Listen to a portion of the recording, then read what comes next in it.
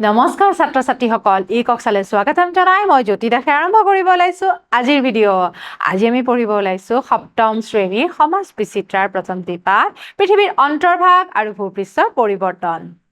এইটো পাঠৰ আজি আমি অনুশীলনীৰ প্ৰশ্নসমূহ আলোচনা কৰিম আমি ইতিমধ্যে পাঠটি আলোচনা কৰিলো নিশ্চয় তোমালোকে ভিডিঅ'বোৰ চাইছা প্ৰথমটো অনুশীলনীত আমাৰ কি প্ৰশ্ন আছে চাওঁ আহা অনুশীলনী 1ত প্ৰথম প্ৰশ্ন দিছে ভূপৃষ্ঠৰ পৰিৱৰ্তন মানে কি গতিকে ছাত্ৰ ছাত্ৰীসকল ভূপৃষ্ঠৰ পৰিৱৰ্তন মানে কি আছিল নিশ্চয় তোমালোকৰ মনত আছে ভূপৃষ্ঠৰ পৰিৱৰ্তন বুলি ক'লে আমি বুজিম ইয়াৰ গঠন আকৃতি আৰু বৈশিষ্ট্যৰ পৰিৱৰ্তনকে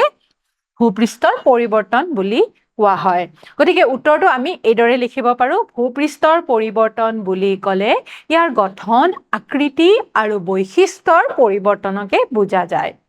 ঠিক আছে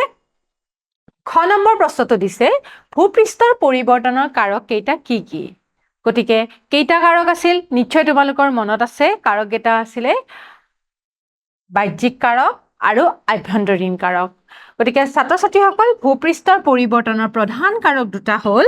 বাহ্যিক কাৰক আৰু আভ্যন্তৰীণ কাৰক এতিয়া তোমালোকক যেহেতু অকল সুধিছে যে কাৰক কেইটা কি সেইকাৰণে আমি এটো শৰ্ট ফৰ্মত এনেকৈ লিখিব পাৰো ঠিক আছে ছুটিকৈ আমি এইদৰে লিখিব পাৰো বাহ্যিক কাৰক বা আভ্যন্তৰীণ কাৰক যদি আমাক এটো দীঘলকৈ দিয়া হ'ল হয় তেনেহলে আমি লিখিব লাগিল হয় বাহ্যিক কাৰক কি আছিল মনত আছে নহয় তোমালোকৰ সূৰ্যৰ ৰশ্মি সাগৰৰ ঢৌ প্ৰবাহিত জল হয়নে বতাহ এইবোৰ হৈছে বাহ্যিক কাৰক আভ্যন্তৰীণ কাৰক বিলাক আছিল ভূমিকম্প সুনামি আগ্নেয়গিৰি এইবিলাক হয় আভ্যন্তৰীণ কাৰক গতিকে ছাত্ৰ ছাত্ৰীসকল এই উত্তৰটো আমি এইদৰে ছুটিকৈ লিখিম ঠিক আছে তাৰ পিছৰ প্ৰশ্নটো চাওঁ আহা পৃথিৱীৰ কেন্দ্ৰভাগৰ উত্তাপ কিমান পৃথিৱীৰ কেন্দ্ৰভাগৰ উত্তাপ কিমান হয় এটো উত্তৰ সুধিছে ইয়াৰ উত্তৰটো হ'ব ভূবিজ্ঞানীসকলৰ মতে পৃথিৱীৰ কেন্দ্ৰভাগ উত্তাপ প্ৰায় 6000 সেলচিয়াছতকৈও বেছি হয় গতিকে ভূবিজ্ঞানীসকলৰ মতে পৃথিৱীৰ কেন্দ্ৰভাগৰ উত্তাপ প্ৰায় 6000 সেলচিয়াছতকৈও বেছি হয় ঠিক আছে তাৰ পিছৰ প্ৰশ্নটো চোৱাচোন সীমা শব্দটো ক'ৰ পৰা আহিছে এই শব্দটো ক'ৰ পৰা আহিছিলে নিশ্চয় তোমালোকৰ মনত আছে এই সীমা শব্দটো হৈছে পৃথিৱীৰ অন্তৰ্ভাগৰ গুৰুমণ্ডলত স্তৰটোত সাধাৰণতে সিলিকন আৰু মেগনেছিয়াম পৰিমাণৰ অধিক হোৱাৰ কাৰণে ইয়াক সীমা স্তৰ বুলি জনা যায় গতিকে গুৰুমণ্ডলত কিছুমান পদাৰ্থ পোৱা যায় তাতে সিলিকন আৰু মেগনেছিয়াম বেছিকৈ পোৱা যায় অধিক হোৱাৰ কাৰণে এই স্তৰটোক কি বুলি কোৱা হয় সীমা বুলি কোৱা হয় সীমা স্তৰ বুলি কিয় কোৱা হয় কাৰণ সিলিকনৰ পৰা সীমা শব্দটোত Si সিলিকন আৰু Ma মেগনেছিয়ামক বুজাইছে গতিকে SiC আৰু Ma মা সীমা গতিকে এই শব্দটো ক'ৰ পৰা আহিছে সিলিকন আৰু মেগনেছিয়ামৰ পৰা আহিছে পৃথিৱীৰ উপৰিভাগৰ পৰা কেন্দ্ৰলৈ কেইটা স্তৰ আছে ছবিৰ সহায়ক বুজাই লিখা গতিকে ছাত্ৰ ছাত্ৰীসকল ইয়াৰে উত্তৰটো আমি কিদৰে লিখিব পাৰো যিহেতু আমাক কেন্দ্ৰৰ পৰা কেইটা স্তৰ আছে হেতু সুধিছে কেন্দ্ৰলৈকে কেইটা স্তৰ আছে হেতু সুধিছে গতিকে হেতু কাৰণে ইয়াক আমি অলপ বহলকৈ লিখিব লাগিব পৃথিৱীৰ উপৰিভাগৰ পৰা ইয়াৰ কেন্দ্ৰলৈ প্ৰধানকৈ তিনিটা স্তৰ আছে তলত এই স্তৰসমূহৰ বিষয়ে আলোচনা কৰা হ'ল গতিকে কি স্তৰ আছিল মনত আছে নহয় তোমালোকৰ ভূতক গুৰুমণ্ডল আৰু কেন্দ্ৰমণ্ডল ভূতক গতিকে ভূতকৰ বিষয়ে লিখিব লাগিব পৃথিৱীৰ উপৰিভাগৰ কঠিন আৱৰণটোকে ভূতক বুলি কোৱা হয় পৃথিৱীৰ উপৰিভাগত থকা পৰ্বত পাহাৰ মালভূমি সমভূমি সাগৰ মহাসাগৰ আদি অৱয়ৱবোৰ ভূতকতে অৱস্থিত হৈ আছে এই স্তৰটোত কঠিন শিলাৰে গঠিত হয় আৰু ইয়াৰ গড় গভীৰতা প্ৰায় 20 কিলোমিটাৰ হয় গতিকে ভূতকৰ গভীৰতা কিমান আছিল 20 কিলোমিটাৰ তাৰ পিছত লিখিব লাগিব ভূতকটো প্ৰধানকৈ সিলিকন আৰু এলুমিনিয়ামৰ দ্বাৰা গঠিত হয় হেহে ইয়াক চমুকৈ সিয়াল Si আহিছে ক'ৰ পৰা সিলিকন আৰু Al আহিছে এলুমিনিয়ামৰ পৰা স্তৰ বুলি কোৱা হয় গতিকে এটো সিয়াল স্তৰ বুলি কোৱা হয় ইয়াত সিয়াল শব্দটোৰ Si সিলিকন আৰু Al এলুমিনিয়ামক বুজাইছে ঠিক আছে তাৰ পিছত আমি লিখিব লাগিব গুৰুমণ্ডল আৰু প্ৰবাল স্তৰ গতিকে গুৰুমণ্ডল আৰু প্ৰবাল স্তৰ আছিলে কি ভূত্বকৰ নিম্নভাগৰ পৰা প্ৰায় ২৯০০ কিলোমিটাৰ গভীৰতালৈ বিস্তৃত স্তৰটোৱে হৈছে গুৰুমণ্ডল। ভূত্বক আৰু গুৰুমণ্ডল স্তৰটোক পৃথক কৰা অংশক মহৰভিষিক বিচ্ছন্নতা বা মহ বোলে। এই স্তৰৰ উত্তাপ ভূত্বকতকৈ বেছি হোৱাৰ বাবে ইয়াত থকা পদাৰ্থবোৰ গলিত অৱস্থাত থাকে। গতিকে গুৰুমণ্ডলৰ যিবোৰ পদাৰ্থ থাকে সেইবোৰ তৰল অৱস্থাত থাকে। ঠিক আছে, গতিকে এইটো হৈছে পিছৰ স্তৰটো, ভূত্বকৰ তলৰ স্তৰটোৱে হৈছে গুৰুমণ্ডল। ইয়াত সাধাৰণতে সিলিকন আৰু মেগনেছিয়াম পৰিমাণ অধিক হোৱাৰ কাৰণে ইয়াক সীমা স্তৰ বুলিও জনা যায়। ইয়াত সীমা শব্দটোৰ এছায়ে সিলিকন আৰু MA মেগনেছিয়ামক বুজাইছে। ঠিক আছে, গতিকে সীমা স্তৰটো কোনটো হয়? গুৰুমণ্ডল। ইয়াৰ পিছৰ স্তৰটো হৈছে কেন্দ্ৰমণ্ডল। কেন্দ্ৰমণ্ডলত গুৰুমণ্ডলৰ নিম্নাংশৰ পৰা পৃথিৱীৰ কেন্দ্ৰ পৰ্যন্ত বিয়পি থকা অংশটোৱে হৈছে কেন্দ্ৰমণ্ডল। গতিকে পৃথিৱীৰ কেন্দ্ৰলৈকে যিটো মণ্ডল আছে গুৰুমণ্ডলৰ পিছৰ পৰা নিম্নাংশৰ পৰা সেইখিনিক কয় কেন্দ্ৰমণ্ডল। এই স্তৰটোৰ গভীৰতা প্ৰায় ৩,৪৮৬ কিলোমিটাৰ। এই স্তৰটো মূলতঃ লো আৰু নিকেলৰ দ্বাৰা গঠিত কাৰণে ইয়াক নিফ স্তৰ বুলিও জনা যায়। গতিকে লো আৰু নিকেলৰ পৰা আহিছে শব্দটো নিফ স্তৰ। এই নি ইয়ে নিকেল আৰু এফ ইয়ে লো বুজাইছে। কেন্দ্ৰমণ্ডলক আকৌ দুটা ভাগত ভাগ কৰা হয়। কেন্দ্ৰমণ্ডল বাহিৰৰ তৰল আৱৰণটো কেন্দ্ৰমণ্ডলত বাহিৰৰ তৰল আৱৰণেৰে গঠিত হয় আৰু অংশটোক বহিকেন্দ্ৰমণ্ডল বোলা হয়। গতিকে বহিকেন্দ্ৰমণ্ডল কাক বোলা হয়? কেন্দ্ৰমণ্ডলৰ বাহিৰৰ অংশখিনি যিটো তৰল আৱৰণেৰে আৱৰি আছে তাক বহিকেন্দ্ৰমণ্ডল, আৰু পৃথিৱীৰ কেন্দ্ৰক আগুৰি থকা ভিতৰৰ কঠিন অংশটো যিখিনি কেন্দ্ৰত কাষে কাষে আছে সেই অংশটোক কি বুলি কোৱা হয়? অন্তঃকেন্দ্ৰমণ্ডল, আৰু ই কঠিন অৱস্থাত আছে। ঠিক আছে, এতিয়া আমি ইয়াৰে চিত্ৰটো এইদৰে আঁকিব পাৰোঁ। ঠিক আছে, যিহেতু আমাক এই আমাৰ যিকেইটা স্তৰ আছে সেই স্তৰকেইটা আমাক আঁকি দেখুৱাব দিছে, গতিকে চিত্ৰৰ জৰিয়তে আমি এই স্তৰকেইটা আমি এইদৰে আঁকি দেখুৱাব পাৰোঁ। ঠিক আছে, পৃথিৱীখন এইদৰে আঁকি ল'বা আৰু এই স্তৰকেইটা এইদৰে আঁকিব পাৰিবা: ভূত্বক, গুৰুমণ্ডল, বহিকেন্দ্ৰমণ্ডল, অন্তঃকেন্দ্ৰমণ্ডল। ঠিক আছে, পৃথিৱীৰ আভ্যন্তৰীণ কাৰক বুলিলে কি বুজা? যিবোৰ কাৰকে পৃথিৱীৰ ভিতৰখন ক্ৰিয়া কৰি থাকে তেনেধৰণৰ কাৰকবোৰকে আভ্যন্তৰীণ কাৰক বোলা হয়। ঠিক আছে, আভ্যন্তৰীণ কাৰক মানে কি? যিবিলাকে পৃথিৱীৰ ভিতৰ ভাগত, ঠিক আছে, ভূপৃষ্ঠৰ তলত ক্ৰিয়া কৰি থাকে তেনেধৰণৰ কাৰকবিলাককে কি বুলি কয়? আভ্যন্তৰীণ কাৰক বুলি কয়। ভূগৰ্ভত থকা পদাৰ্থবোৰৰ তীব্ৰ উত্তাপ আৰু প্ৰচণ্ড হেঁচাৰ ফলত ভূগৰ্ভটো অস্থিৰ অৱস্থাত থাকে। ঠিক আছে, যিবিলাক পদাৰ্থ ভূগৰ্ভত আছে সেইবিলাকে কি উত্তাপ বেছি হোৱাৰ কাৰণে আৰু প্ৰচণ্ড হেঁচাৰ বাবে এইবিলাক কি হৈ থাকে? অস্থিৰ হৈ থাকে। এই অস্থিৰতাৰ বাবে পৃথিৱীৰ খোলাটোত মাজে সময়ে প্ৰবল জোকাৰণিৰ সৃষ্টি হয়। গতিকে অস্থিৰতাৰ বাবে কি হয়? ইয়াতে প্ৰবল জোকাৰণিৰ সৃষ্টি হয়, যাক ভূ আন্দোলন বুলিও ক'ব পাৰি। এই ভূ আন্দোলনৰ ফলতে পৃথিৱীৰ উপৰিভাগৰ কোনো অংশ ওপৰলৈ উঠি যাব পাৰে আৰু কোনো অংশ তললৈ বহি যাব পাৰে। ইয়াৰ ফলত ভূপৃষ্ঠত বিভিন্ন ধৰণৰ নতুন নতুন ভূ অৱয়ৱৰ সৃষ্টি হয়। ঠিক আছে, ভূমিকম্প আৰু আগ্নেয়গিৰিৰ উদগিৰণো হৈছে আভ্যন্তৰীণ কাৰকৰ ফলতে ঘটা দুটা প্ৰধান পৰিঘটনা। গতিকে ভূমিকম্প আৰু আগ্নেয়গিৰি হৈছে আভ্যন্তৰীণ কাৰকৰ উদাহৰণ।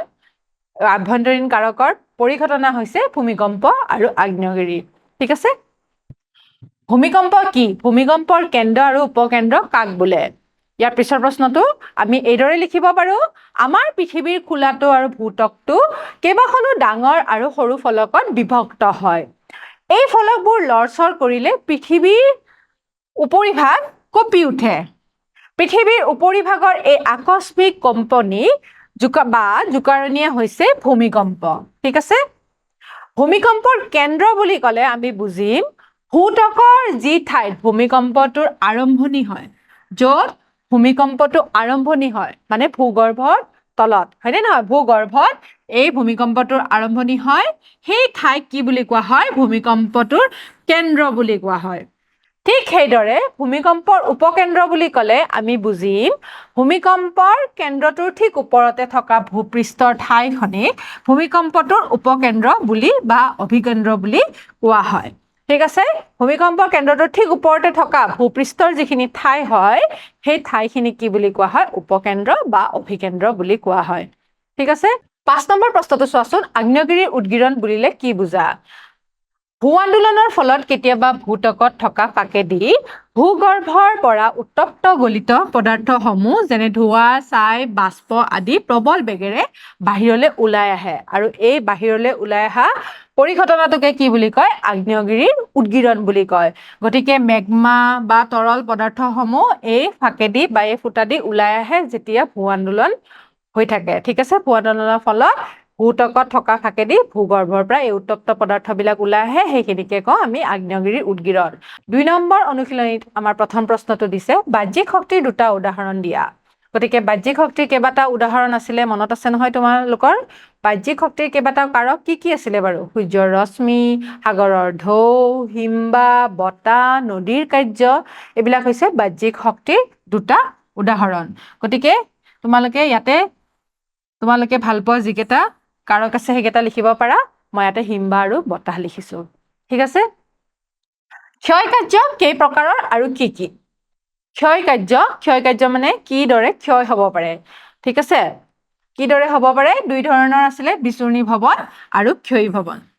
মনত আছে নহয় তোমালোকৰ বিচূৰ্ণী ভৱন মানে কি বিচূৰ্ণী ভৱন মানে হৈছে কোনোবা এটা ঠাইতে যেতিয়া শিলাখণ্ডবিলাক ভূ অৱয়ৱবিলাক ভাঙি যায় নিজ ঠাইতে যেতিয়া ভাঙি যায় কিছুমান কাৰকৰ জৰিয়তে তাক বিচূৰ্ণী ভৱন বোলে আৰু ক্ষয়ী ভৱন আছিলে যেতিয়া এটা ঠাইৰ পৰা আন ঠাইলৈ বস্তুবিলাক গৈ থাকে ঠিক আছে খনন কাৰ্যৰ জৰিয়তে যাব পাৰে পৰিবহনৰ জৰিয়তে যাব পাৰে আৰু বস্তুবিলাক ক্ষয় হৈ গৈ থাকে তাক ক্ষয়ী ভৱন বুলি কয় অৱক্ষেপন বুলিলে কি বুজা বাহ্যিক শক্তিৰ দ্বাৰা ভূপৃষ্ঠৰ শিলবোৰ চূৰ্ণ বিচূৰ্ণ আৰু ক্ষয় হয় তাৰ পাছত সেই ক্ষয় হোৱা পদাৰ্থবোৰ যেনে শিল বালি মাটি আদি পৰিবহন প্ৰক্ৰিয়াৰ জৰিয়তে এঠাইৰ পৰা আন এঠাইলৈ কঢ়িয়াই নিয়া হয় গতিকে এই ভূপৃষ্ঠৰ যিবিলাক শিলবোৰ আছিলে সেইবোৰ চূৰ্ণ বিচূৰ্ণ হৈ যাব পাৰে ক্ষয় হৈ যাব পাৰে আৰু সেইবোৰ এটা ঠাইৰ পৰা আন ঠাইলৈ যাব পাৰে সেইটো হৈছে খনন প্ৰক্ৰিয়াৰ জৰিয়তে যাব পাৰে আৰু খনন প্ৰক্ৰিয়াৰ জৰিয়তে যেতিয়া পৰিবহন হয় তাৰমানে এটা ঠাইৰ পৰা আন ঠাইলৈ যায় ঠিক আছে সহায় দিয়াৰ পিছত যেতিয়া এটা ঠাইৰ পৰা আন ঠাইলৈ যায় তাক পৰিবহন বুলি কোৱা হয় আৰু পৰিবহন হোৱাৰ ফলত যেতিয়া এটা ঠাইৰ পৰা আন ঠাইলৈ ইয়াক লৈ ফুৰে ঠিক আছে তাৰ পিছত অৱশেষত শক্তি কমি যোৱাৰ ফলত এই পদাৰ্থবোৰ কোনো দ বা নিম্ন ভূমিত জমা হোৱাকে অৱক্ষেপন বোলে যেতিয়া বস্তুবিলাক এটা ঠাইত জমা হয় সেই প্ৰক্ৰিয়াটোক কি বুলি কোৱা হয় অৱক্ষেপন বুলি কোৱা হয় বালিয়ৰী কেই প্ৰকাৰৰ আৰু কি আছিলে মনত আছে নহয় বালিয়ৰী আকাৰ আকৃতি অনুযায়ী প্ৰধানকৈ 2 প্ৰকাৰৰ অনুদৈৰ্ঘ্য বালিয়ৰী আৰু অনুপ্ৰস্থ বালিয়ৰী ঠিক আছে অনুদৈৰ্ঘ্য আৰু অনুপ্ৰস্থ বালিয়ৰী ঠিক আছে সৌৰশক্তি কিদৰে ক্ষয়জাত পৰ্বতৰ সৃষ্টি কৰিব পাৰে সূৰ্যৰ দিশে থকা পৰ্বতৰ ঢালবোৰ সূৰ্যৰ তাপ বেছিকে পায় ঠিক আছে যিবিলাক সূৰ্যৰ ফালে পৰ্বতবিলাক সূৰ্যমুখী হৈ থাকে সেই পৰ্বতৰ ঢালবিলাকে সূৰ্যৰ তাপটো বেছিকে পায় ফলত কি হয় এনেদৰে বছৰ বছৰ ধৰি সূৰ্যৰ তাপ বেছিকে পোৱা পৰ্বতৰ ঢালবোৰত থকা শিলাস্তৰত ফাট মেলে এইদৰে ফাট মেলি ভাঙি চিঙি যোৱাৰ ফলত কালক্ৰমত এই উচ্চভূমিসমূহ ক্ষয়জাত পৰ্বতত পৰিণত হ'ব পাৰে গতিকে ক্ষয়জাত পৰ্বতবিলাক কিদৰে সৃষ্টি হয় যেতিয়া সূৰ্যৰ দিশে থকা পৰ্বতসমূহ ফাট মেলিবলৈ ধৰে তেতিয়া কি হয় ভাঙি চিঙি যোৱাৰ ফলত কালক্ৰমত এই উচ্চভূমিসমূহ ক্ষয়জাত পৰ্বতত পৰিণত হ'ব পাৰে হিমবাহৰ সৃষ্টি কেনেকৈ হয় 2 মেৰু আৰু উচ্চ পাৰ্বত্য অঞ্চলবোৰত জমা হৈ থকা বৰফবোৰৰ ওপৰৰ স্তৰৰ হেঁচা আৰু পৃথিৱীৰ মধ্যাকৰ্ষণ শক্তিৰ ফলত যেতিয়া এই বৰফবোৰ নদীৰ দৰে তললৈ নামি আহে তেতিয়াই তাক হিমবাহ বা বৰফৰ নৈ বুলি কোৱা হয় এনেদৰে হিমবাহৰ সৃষ্টি হয় যেতিয়া মেৰু অঞ্চল বা উচ্চ পাৰ্বত্য অঞ্চলত যেতিয়া বৰফবোৰ ওপৰৰ স্তৰৰ হেঁচা আৰু মধ্যাকৰ্ষণ শক্তিৰ বাবে তললৈ নামি আহে গতিকে এই বৰফবোৰ নদীৰ দৰে নামি আহে আৰু সেইবিলাককে কি কোৱা হয় হিমবাহ বুলি বা বৰফৰ নৈ বুলি কোৱা হয় সাগৰৰ ঢৌৱে কেনেকৈ উপকূল ভূমিৰ পৰিৱৰ্তন সাধন কৰে গতিকে ছাত্ৰ ছাত্ৰীসকল সাগৰৰ ঢৌ এটা হৈছে বাহ্যিক কাৰক কিদৰে উপকূল ভূমিৰ পৰিৱৰ্তন সাধন কৰে সেয়া আমি চাওঁ আহা সাগৰৰ ঢৌ হৈছে পৃথিৱীৰ উপৰিভাগৰ পৰিৱৰ্তন সাধন কৰা এক অন্যতম শক্তিশালী বাহ্যিক কাৰক উপকূল আৰু ইয়াৰ ওচৰৰ ঠাইবোৰত সাগৰৰ ঢৌ সাগৰীয় সোঁত আৰু জোৱাৰ ভাটাৰ প্ৰভাৱত অবিৰতভাৱে খনন আৰু অৱক্ষেপন কাৰ্য চলি থাকে ঠিক আছে সাগৰৰ প্ৰচণ্ড ঢৌৱে উপকূলৰ কঠিন শিলাবোৰত অহৰহ খুন্দা মৰাৰ ফলত সেইবোৰ ভাঙি ছিঙি ক্ষয় যায় আৰু ঢৌৱে সেই বালি শিলবোৰ কঢ়িয়াই নি আন ঠাইত জমা কৰে ইয়াৰ ফলতে উপকূল অঞ্চলত বিভিন্ন ধৰণৰ নতুন ভূ অৱয়ৱৰ সৃষ্টি হয় গতিকে আমি গম পালো সাগৰৰ যিবিলাক প্ৰচণ্ড ঢৌ আছে সেইবিলাকে উপকূল অঞ্চলত থকা শিলবিলাকক খুন্দা মৰাৰ ফলত সেইবোৰ ভাঙি ছিঙি পেলাই কি হয় এইবিলাকক কঢ়িয়াই লৈ ফুৰে আৰু অন্য ঠাইত জমা কৰে আৰু সেইদৰে বিভিন্ন ধৰণৰ ভূ অৱয়ৱৰ বা নতুন ভূ অৱয়ৱৰ সৃষ্টি হয় গতিকে ছাত্ৰ ছাত্ৰীসকল এতিয়া আমি এই অনুশীলনী থকা প্ৰশ্নসমূহ ইমানতে সামৰিছো অহা ক্লাছত এটা নতুন পাঠ লৈ তোমালোকৰ মাজলৈ আকৌ আহিম তেতিয়ালৈ সামৰিছো নমস্কাৰ